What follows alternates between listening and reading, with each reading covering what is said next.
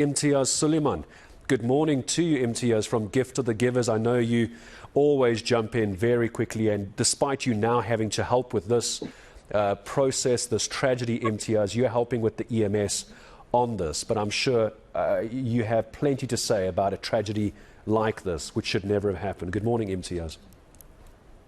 Good morning, Gareth. Yes, my team members got calls early this morning to ask from the fire department, from the Gauteng EMS and from City of Joburg EMS, to say that the crisis is huge and can you please support the firefighters. Now, this has been a common occurrence in terms of supporting firefighters. We've done it through many of the fire interventions, the UCT fires, the fires in Becha, other fires in Johannesburg, in part the Boksburg tank explosion. There's been a common occurrence where we support the firefighters with Vaseline, with masks, with energy, with bottled water, with energy biscuits and those kind of items.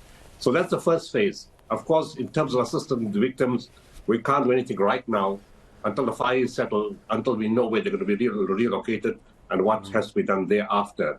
And of course, the health and hospitals, we have team members in the various hospitals. They've mentioned that the patients have been coming into the various hospitals, that they're treating them. So that's where we stand right now. So our team's actually en route to buy the supplies for the firefighters. We had to wait for the shops to open. And there's one team going to purchase, and the other teams will be on site in a few minutes. And we'll take it from there next, what to do. All right, so breaking news just in as well, as Imtiaz Sooliman, Gift of the Givers founder, is with us. That number you would have seen, I'm sure you're watching it as closely as we are, a few minutes ago. In fact, just around 8:15 it was confirmed there were 58 deaths. I'm afraid that number has now increased again. That we're now sitting at 63 confirmed deaths, Imtiaz. You're a doctor. This has got to be a nightmare for someone in your profession. Yes, we all know you from Gift of the Givers, but we also know that you're heavily and you were involved in the medical profession. This has got to be a nightmare for someone who used to do this and still does this for a living. Well, fortunately, Gareth, South Africans medical health professionals are used to this kind of thing. And the Boksburg tank explosion that happened on the 24th of December was the case in point. And that was a bigger challenge because it happened at a time that all the businesses were closing. There were going to be no supplies or stocks of consumables, anesthetics, painkillers, burn dressings. And yet, in that morning, our teams got together and arranged items in 1 hour, 10 minutes to get to the various hospitals. But to the credit of the hospitals and the medical teams in those various hospitals, it was Chris Hari Baragwana, Charlotte Makeke, and other hospitals in the area, they were well organized and well ready, to receive that kind of patients. They were split between the different hospitals.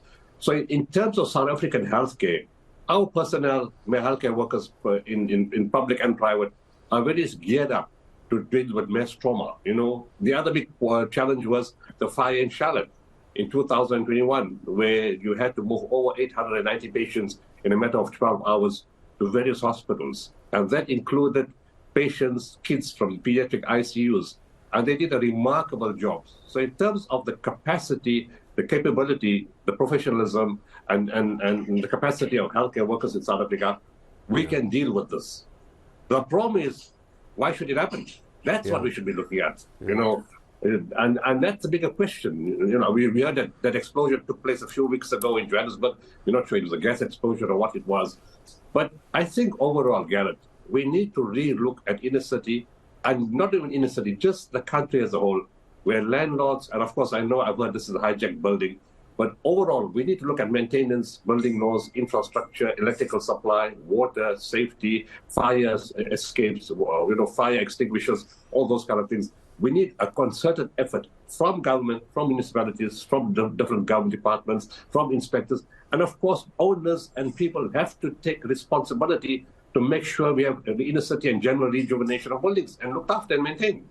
And this is going to be the discussion over the next few days. We're hearing from those who knew the building. We were talking to this mom, or Heidi, not me. Heidi had a very, very tough interview to do, speaking to a mom, Imtiaz, who didn't even know if her daughter is dead. She was in that building, her daughter, but has no idea if she's now part of the 63 that lost their lives. But even she was saying there was never any form of emergency equipment. It's a hijacked building. You can just imagine the state of it inside.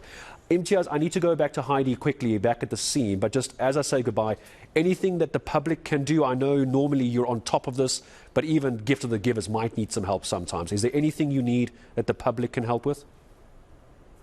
No, right now we're fine, Gareth. Thanks for that. We're fine right now. This 2 minutes, we can deal with this. The problem is we're busy with multiple disasters right now at the same time. We're busy with a fire in Sedgeville. We're busy with a water crisis in Matsikama. We're providing fodder for sheep and that got burnt in Brantford. We're supporting, we're busy with wheelchair distribution in the Eastern Cape. We're sending water tankers to parts of Adelaide, Beaufort, and Makanda. So we're busy with multiple projects at the same time. So in general, any cash contributions, of course, what I do require is huge amounts of bottled water for Matsikaba municipality. And any cash contributions to any of these disasters would be beneficial. 0800 786 911. Okay, 100%. Imtiaz Sooliman, very good. It's the usual call. I don't know how it is he's able to spread himself so thin and his team on the ground as well. But Imtiaz Sooliman, founder of Gift of the Givers, as you hear, multiple projects, but also helping with the EMS outside this tragedy.